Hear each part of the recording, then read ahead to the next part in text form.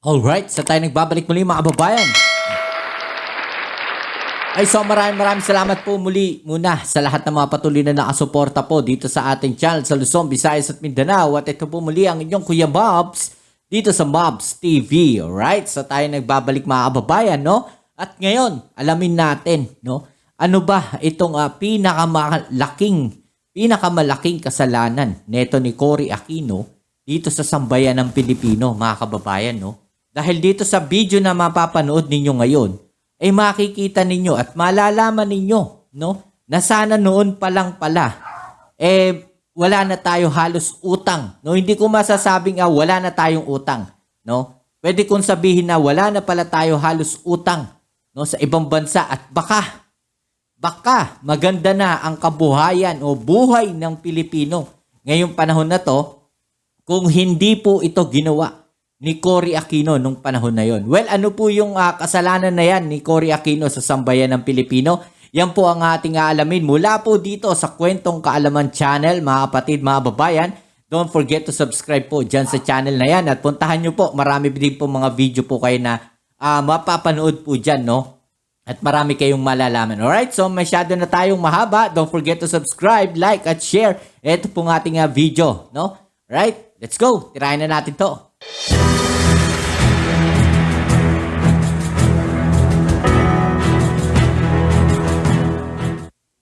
From the Lips of a Dying President by Salvador Laurel. October 21st, 1997. The Senate Blue Ribbon Committee and the House Committee on Good Government are now conducting separate investigation on Operation Big Bird, a cloak and dagger operation undertaken 11 years ago to bring back the alleged hidden wealth of Ferdinand Marcos. The investigations were called in response to President Ramos's request for specific congressional authority to settle the Marcos issue once and for all. Mr. Ramos was quick to add that the hidden wealth issue could have been resolved earlier by the Cory administration. I can attest to that. Weak and already on his deathbed when I visited him in Hawaii on February 3rd, 1989, Marcos personally asked me to convey to Cory Aquino his offer to give up 90% of his earthly possessions to the Filipino people through a foundation which he had set up. But Cory would only allow him to die in his own country. Okay, so dito mga kababayan, sa sulat na to, no, na ginawa ni dating Vice President Salvador Doy Laurel, sinasabi na totoo nga, no, na merong iiwang kayamanan itong si dating Pangulong Ferdinand Marcos dito sa ating mga kababayan para sa Pilipinas. So kung sinasabi nito ni Salvador Laurel, dating Vice President Salvador Laurel, na siya ay kinausap ng dating Pangulong Ferdinand Marcos tungkol po dito sa kayamanan na to na iiwan, no? Na kung sa 100 pesos, kunyari, 90 pesos para sa sambayan ng Pilipino, 10% po, 10 pesos lang para sa pamilya Marcos. So, posibleng totoo po yung kayamanan na yun. Posibleng totoo na ganong kalaki, no, ang pera ng Pilipinas. Posibleng totoo na ganong kalaki ang kayamanan na iiwan ng dating Pangulong Ferdinand Marcos para sa sambayan ng Pilipino. Diba? Dating Vice President po ito ni Cory Aquino, mga kababayan, sa mga hindi nakakaalam. No? So tuloy po natin. Tuloy natin para mas maliwanagan tayo kung ano nga ba ito. And be buried beside his mother. I related this incident in a book, Neither Trumpets Nor Drums, published in 1992, right after I ended my term as Vice President of the Philippines. Pertinent portions that book I now quote for the benefit of those who have not read it. One of the most unforgettable trips I took as Vice President was my visit to Honolulu on February 3rd and 4th, 1989. On February 2nd, at about 5 p.m., I received an urgent call from Mrs. Imelda Romualdez Marcos in Honolulu. She was sobbing on the phone. "Doy, pwede ka bang makapunta rito? Masama na ang tayo ni Ferdinand. Gusto kang kausapin. Baka hindi na siya magtagal. Please, please come," she pleaded. "I'll have to cancel my appointments. Maybe I can go in a few days?" I asked. She interrupted me. "Baka hindi mo na siya abutin. Please, come as soon as possible." I thought about it. The cases filed against the Marcoses had been pending for 3 years, yet nothing had happened, and the nation remained fragmented. Perhaps if I tried the Lincolnian approach, with malice toward none, with charity for all, we might be able to settle the issue and unite the nation. Then I remembered Imelda's plea. Gusto kang kausapin. Maybe there's a chance. Maybe he's ready to settle. She first briefed me about President Marcos's condition, that he was very weak. The doctors who were attending to him told me he had a less than 50% chance of surviving, that he might not even last 3 months. Then they took me to the intensive care unit. I could not recognize Ferdinand Marcos when I saw him. The Marcos I knew was athletic, active, and articulate. The man I saw was skin and bones, about 85 pounds. Imelda announced cheerfully, Andy, narito na ang Batanggenyo. Narito na si Doy." His eyes opened. He recognized me. He tried to talk, but only his lips moved. There was no sound. He signaled the nurse to remove the tube embedded in his throat. The nurse pulled out the long tube and asked me to bend closer so I could hear. Finally, I heard his voice, very faint, almost a whisper. "Salamat, Brad, nakarating ka. I have something to tell you." I interrupted him. "Before you start, Mr. President, may I just ask one question?" He nodded. "Why did you call me Mr. President? Why me of all people? I vehemently oppose you, and I was probably one of those responsible for your ouster. Why me?" He signaled me to stop. "Say no more, Broad," he said. "I never held that against you. You did what you had to do as a leader of the opposition for many years. You opposed me on principle, never on personality. You were against martial law, but you were noble about it. Unlike some people." Grabe mga kababayan, no? Sa kabila ng ginawa neto nila Doy Laurel at sinasabi nga niya na isa siya sa mga nag-oppose, no? At isa nga po siya sa kasama sa mga sa people power po. Hindi po nagtanim ng galit itong dating Pangulong Ferdinand Marcos sa kanya. Ganun po, no?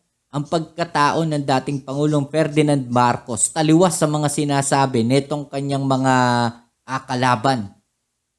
Taliwas po sa sinasabi ng mga taong galit sa kanya na wala po siyang puso. No? Pero dito, makikita natin, nakakaiyak lang kasi isipin na sa kabila ng ganong karami po yung galit sa kanya, hindi po siya kilala ng lubusan bilang Pangulo o bilang tao. Diba?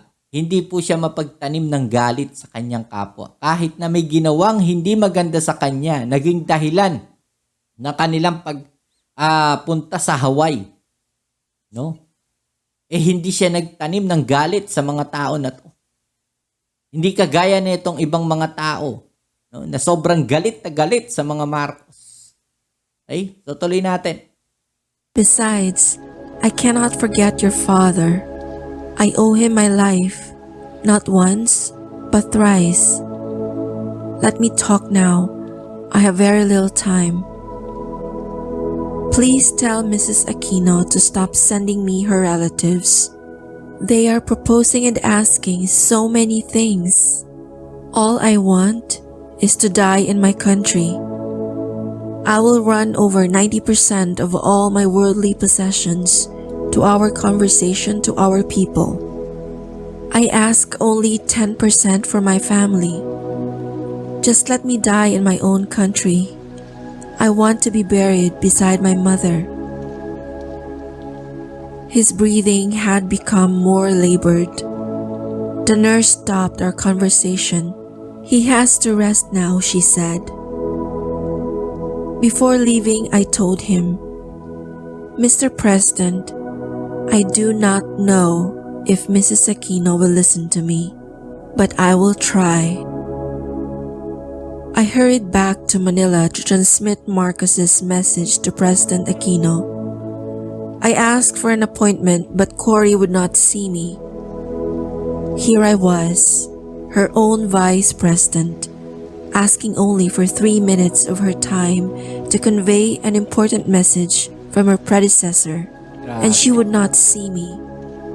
I was told by her executive secretary, Catalino Macaraig, she was busy. I learned later that she had allocated an hour to Tom Cruise, an American movie star. Grabe, no? Kita mo yung ugali niyan. 'Di ba? 3 minutes lang para sa napaka-importanting meeting o mensahe ng dating vice president pa niya. 'Di ba? Pero hindi niya pinagbigyan. Tapos malaman-laman na merong 1 oras no na meeting dito kay Tom Cruise. Ganyan po ang ugali pala niyan. Napakasama. 'Di ba? Grabe. No? Para lang sa artista, hindi mo mapagbigyan yung 3 minutes na kailangan ni dating vice president mo. 'Di ba? Ganun yung ugali po niyan, mga kababayan. In view of her repeated refusal to see me and hear what I had to say, I wrote her a letter dated February 5th, 1989. Since my arrival yesterday, I have been trying to get an appointment with you.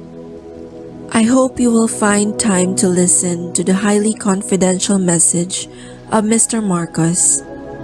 Considering its serious, important, and far-reaching consequences upon your administration and the nation as a whole.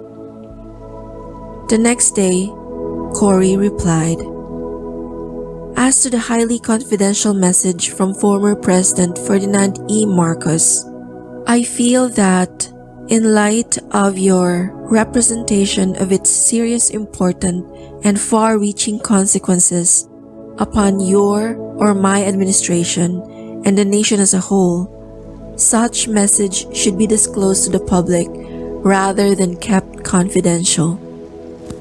This is in accordance with my announced policy of utmost transparency in the management of the affairs of the country. On the same day, I wrote back, I am hoping that you will change your mind and receive the message in a private, non-political, direct, and unfiltered manner, beyond any personal and partisan consideration.